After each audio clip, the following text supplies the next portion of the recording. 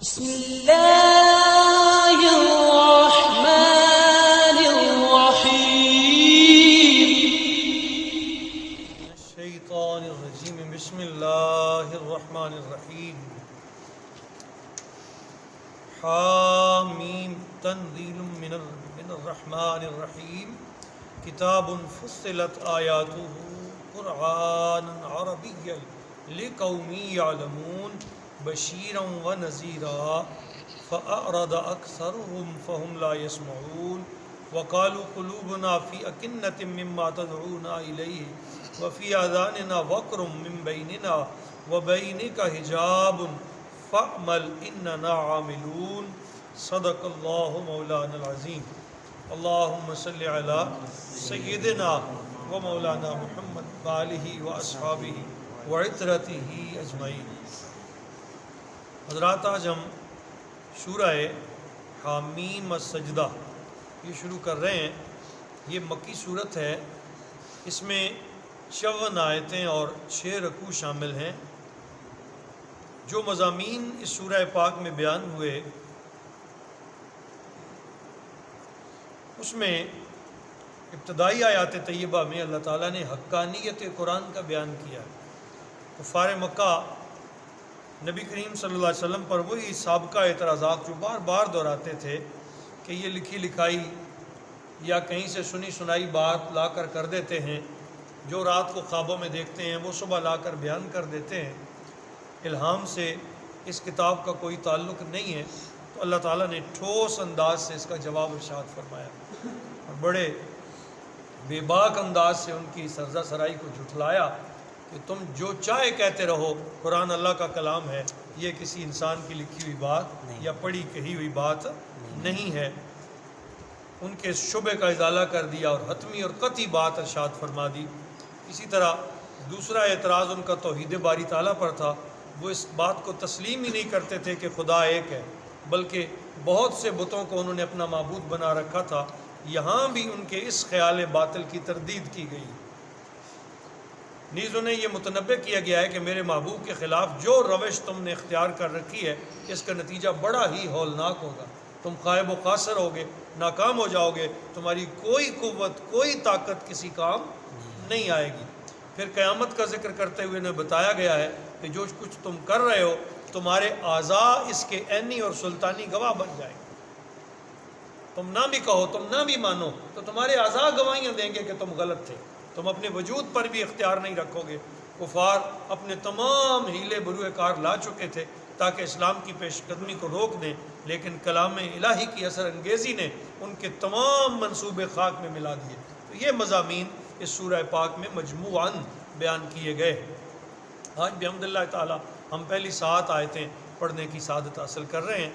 حامیم یہ حروف مقطعات ہیں اور ان کا معنی اللہ یا اس کا رسول ہی بہتر جانتے ہیں۔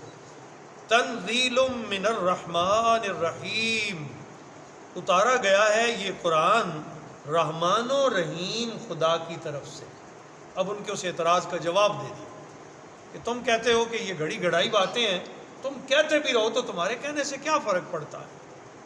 یہ تو اس حکیم، اس رحیم، اس رحمان خدا کی نازل کردہ آیات طیبہ ہے جو میرا حبیب تمہیں پڑھ پڑھ کر سناتا ہے۔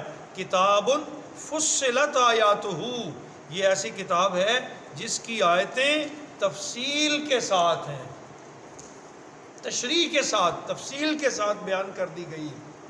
قرآن عربی لقوم یعلمون، اور یہ قرآن عربی زبان میں ہے ان لوگوں کے لیے جو علم اور فہم رکھتے ہیں۔ یعلمون جو جانتے ہیں، جاہلوں کے لیے نہیں ہے، پڑھے لکھے لوگوں کے لیے، علم کی کنہ کو جاننے والوں کے لیے قرآن عظیم اترا ہے۔ جو شعور رکھتے ہیں، جو علم و حکمت اور دانائی رکھتے ہیں، قرآن عظیم اللہ نے تمہاری اپنی زبان عربی میں نازل کیا ہے، کیونکہ اس وقت کے لوگوں کی زبان عربی تھی۔ ہم نے تمہاری زبان میں فصیح و عریض قرآن عظیم کو نازل فرمایا ہے۔ بشیرم و نذیرا، اور اس کی خوبیاں کیا ہیں؟ یہ خوشخبریاں سنانے والا ہے، وہ نذیرن، اور ہر گرفت اور پکڑ سے ڈرانے والا ہے۔ میرا حبیب بھی بشیر و نذیر بن کر آیا، یہ کتاب بھی بشیر و نذیر ہے۔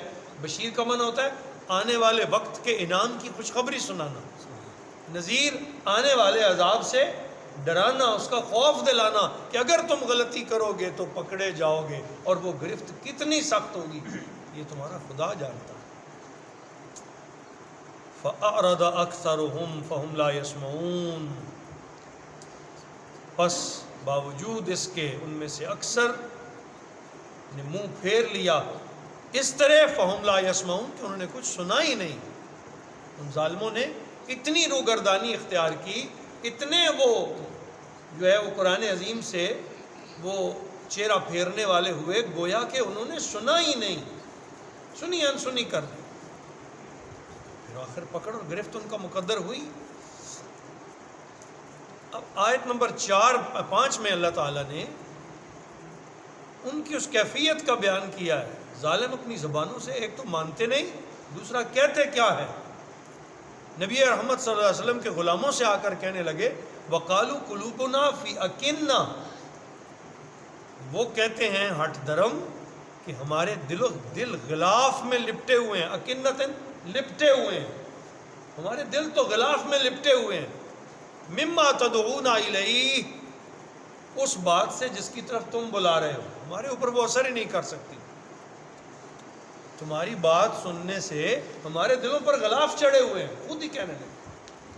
پھر اللہ نے چڑھا دیے غلاف، فرمایا ٹھیک ہے سم بکم عمی، وہ بہرے ہیں، گونگے ہیں، اندھے، خود ہی زبانوں سے کہہ رہے تھے کہ وہ ہمارے دل غلاف میں لپٹے ہوئے ہیں اس بات سے جس کی طرف تم دعوت دیتے ہو، ہمیں بلاتے ہو، وفی آذاننا وقر، اور ہمارے کانوں میں گرانی ہے، کچھ ٹھونسا ہوا ہے، کان سنتے ہی نہیں، خود ہی کہہ رہے ہیں ہمارے کان بند ہیں تیری بات سننے سے، تو اللہ نے بند کر دیے، پھر وہ ہدایت حاصل نہیں کر سکے۔ وَمِن بَيْنِنَا وَبَيْنَكَ حِجَابٌ، اور اے نبی ہمارے اور تمہارے درمیان ایک پردہ ہے، ہم تمہیں دیکھ ہی نہیں سکتے۔ کہا نا قرآن غشاوۃن، قرآن عظیم نے کہا غشاوۃن، ایک پردہ ہے، وہ حق دیکھ فَهُمْ لَا يُبْصِرُونَ، وہ دیکھنے کی قوت ہی نہیں رکھتے، دیکھنے کی قوت حق دیکھ ہی نہیں سکے، تو اپنی زبانوں سے بھی یہ کہہ رہے تھے وفی آذاننا وقر، ہمارے کانوں پہ گرانی، وبیننا وبینک حجاب، اور ہمارے درمیان اور تمہارے درمیان ایک پردہ ہے، فعمل، پس تم اپنا کام کرو، اننا عاملون، ہمیں اپنا کام کرنے دو، تم اپنے راہ پہ رہو، ہمیں اپنے راہ پہ رہنے دو۔ اس حد کو جب غفلت پہنچتی ہے نا تو پھر اللہ ہدایت کا دروازہ بند کر دیتا ہے۔ اللہ پاک کروڑ بار اس سے معافی عطا فرمائے۔ جب بندہ ہٹ درم ہو جائے، جب بندہ بالکل دیکھنا ہی نہ چاہے، ساری قوتیں ہوتے ہوئے ان قوتوں سے کام ہی نہ لینا چاہے، تو اللہ کریم پھر اس بندے پر اپنے ہدایت کے راستے بند فرما دیتا۔ اب ان پہ ہدایت کا راستہ بند ہو۔ نبی کریم صلی اللہ تعالیٰ علیہ وسلم نے اللہ کے حکم پر انہیں کہا تم میری طرف دیکھتے ہو کہ ہماری طرف فرشتہ کیوں نہیں اترا، ہماری طرف پیغام لانے والا کوئی ما فوق الفطرت مخلوق کیوں نہیں آئی، ہم ہی میں سے اٹھ کے ہمیں پیغام دیتا ہے؟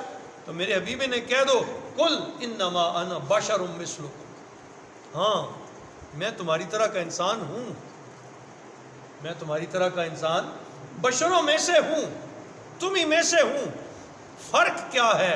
یوحا الیہ، میری طرف وحی کی جاتی ہے، میری طرف مجھے اللہ نے چن لیا ہے، منتخب کر لیا ہے، مجھے خاص کر لیا ہے، اور خاص ہوں وحی کے ساتھ کہ میرے اوپر اللہ کی وحی آتی ہے، اللہ کا پیغام آتا ہے، میں اپنی مرضی سے نہیں بولتا۔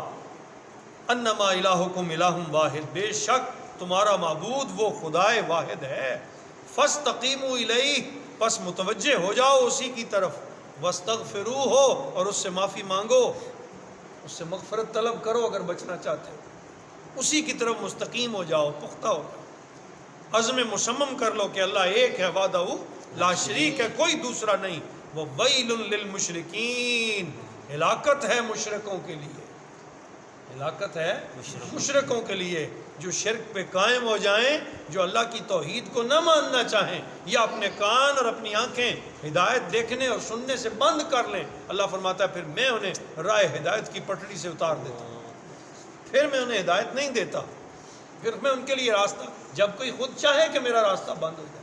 اللہ کریم فرماتے ہیں نا، جب دعا کرو تو یہ کیا کرو، اہدنا الصراط المستقیم، اے اللہ ہمیں سیدھے راستے کی ہدایت عطا فرما، کیونکہ اس کے کرم کے بغیر ہدایت بھی نہیں ملتی، یہ اس کے فضل ہوتے ہیں کہ جب بندہ راہ ہدایت پر چل پڑتا ہے، یہ اس کی مہربانی ہوتی ہے کہ جب بندے کے لیے راستے کھل جاتے ہیں۔ تو کہا میں مجھ سے یہ دعائیں مانگا کرو، اہدنا الصراط المستقیم، اے اللہ ہمیں سیدھے راستے پر چلا، صراط الذین انعمت علیہم، راستہ ان لوگوں کا جن پر تیرا انعام ہوا، غیر المغضوب علیہم ولا الضالین، نہ کہ گمراہوں اور ان لوگوں کا راستہ جو رائے حق سے بھٹک گئے۔ مولا ہمیں ہدایت والوں کے راستے پر چلا، اس سے توفیق مانگتے رہو کہ جب وہ توفیق واپس لے لے تو پھر کوئی دوسرا اس راہ پہ لانے والا نہیں۔ الذین لا یؤتون الزکوٰۃ، جو زکوٰۃ نہیں دیتے، وہم بالآخرۃ ہم کافرون، اور وہ آخرت کے منکر رہتے ہیں، شرک کرتے ہیں، اللہ کی راہ میں اپنے مال کی زکوٰۃ نہیں دیتے اور آخرت کے منکر ہو جاتے ہیں، کوئی نہیں پوچھنے کرنے والا۔ اور یہ جو آخرت کا انکار ہے یہی انسان کو ہٹ دھرم بناتا ہے۔ حقیقت میں جب تک امتحان اور جواب دہی کا تصور بندے کے اندر پختہ نہ ہو تو پھر بندہ امتحان کی تیاری نہیں کرتا۔ ایک بچہ نہیں ہے جس کو امتحان کا خوف آپ نکال دیں وہ کبھی نہیں پڑھ سکے گا۔ امتحان کا خوف ہوتا ہے جو بچے کو پڑھنے پہ مجبور کر دے، بلا تمثیل و تشبیہ۔ اللہ کریم نے احتساب کا ایک تصور دیا، امتحان کا ایک تصور دیا، بندے تو میری نظر میں ہے اور میں نے تیرے ایک ایک عمل کے بارے میں تجھ سے پوچھنا ہے، ہم نے تجھے ایک محدود زندگی دی ہے اور اس محدود زندگی کے بارے میں تجھ سے حساب لینا ہے۔ یہ جو حساب اور آخرت کا تصور ہے یہ بندے کو ہر طرح کی گناہوں سے بچاتا ہے، ہر طرح کے شرک سے بچاتا ہے، ہر طرح کی بد کرداری سے بچاتا ہے، اسے ڈر اور خوف رہتا ہے میں کہیں اللہ کی پکڑ میں نہ آ جاؤں، میں کہیں اللہ کی گرفت میں نہ آ جاؤں۔ اللہ تعالیٰ ہمیں معافی عطا فرمائے، ہمارا شمار ان لوگوں میں سے کرے جو اس کے بندے ہیں، اسی کے راہ پر چلتے ہیں، اور ہمیشہ ہمیشہ اللہ اپنے بندوں میں شمار رکھے۔ وما علینا الا البلاغ۔